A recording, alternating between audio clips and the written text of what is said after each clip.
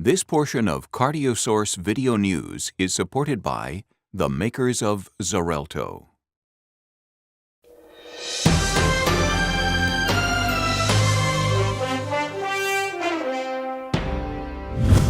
Welcome to ACC.12. I'm Dr. Randy Martin with CardioSource Video News. And you know that one of the more interesting trials really had to do with a natural randomized trial of long-term lowering of LDL. And to explain that trial is the lead author, Dr. Brian Ferentz from Wayne State University School of Medicine. Brian, thanks for joining me. Thank you so very tell much. me a little bit about it. It's a fascinating trial. Oh, thank you. By way of background, multiple randomized trials have demonstrated that lowering LDL cholesterol with a statin reduces the risk of major coronary events, but persons being treated with a statin still experience a significant residual risk of events.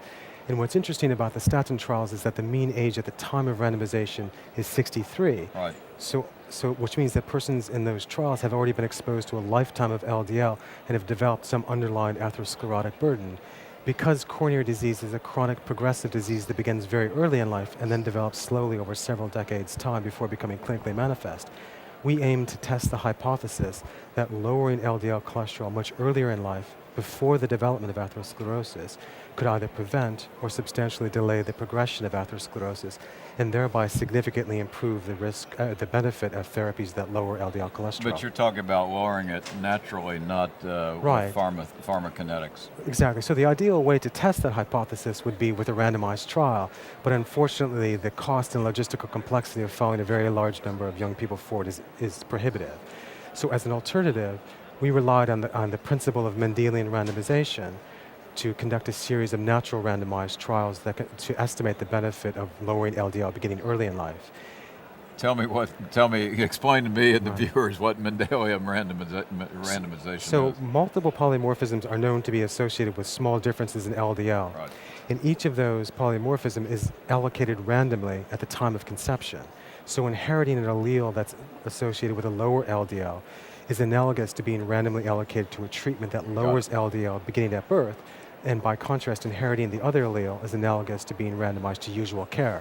So comparing the risk of coronary disease among persons with and without such a polymorphism should be analogous to a randomized trial. Excellent explanation. What did you all find? Well, we found, we evaluated 9 SNPs in 6 different genes, specifically to look for some consistency of effect.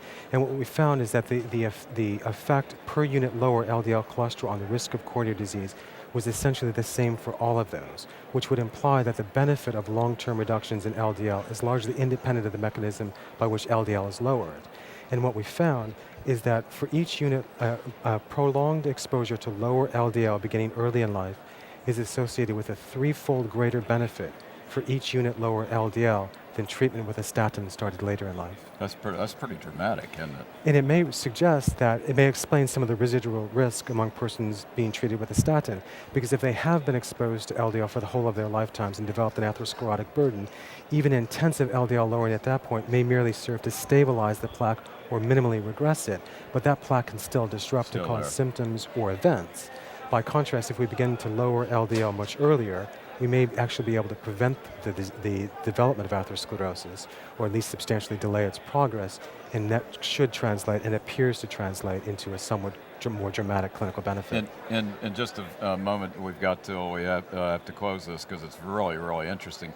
Does this have implications for early treatment of elevated LDL in kids or teens? That's really important because we evaluated 9 SNPs in 6 different genes, each of which lower or affect LDL by a different mechanism, and the effect was the same among all of those.